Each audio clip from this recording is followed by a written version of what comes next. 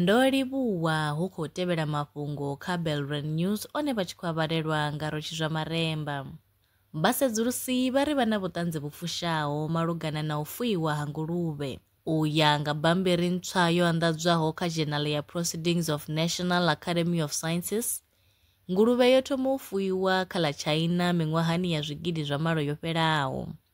Tsedzuluso yo shumisa data u bva kha maṋo a nguluvhe e a ḓo wanala ngei kha ḽa Jingdoshan na Kwahusha kha dzingu ḽa mulambo wa Yangtze ḽi wanalaho China Tshipembe.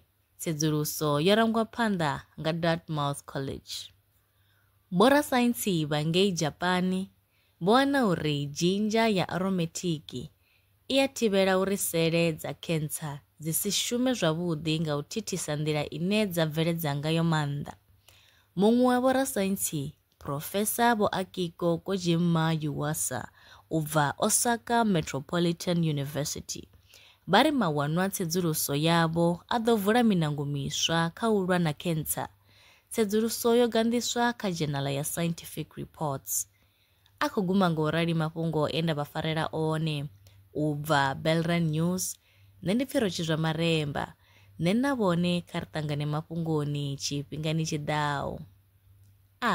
Awanga ne swida kha sia ḽa masheleni. Belran Brands ndi thandulo yavho. Ri vha thusa musi wangani lwa shishi kha sia ḽa masheleni. Ṱhoḓea ndi dzi tevhelaho: ḽipi tsha muholo, tshitatamennde tsha bannga tsha miṅwedzi miraru, khophi ya basa na ḽiṅwalo ḽine ḽa sumba hune vha dzula hone. Vha ri kwame zwino 083 861 2263. Email ndi info@belranbrands.co.za. Belran Brands ndi vhahadzimisi wa masheleni vho ḓi ṅwaliselaho.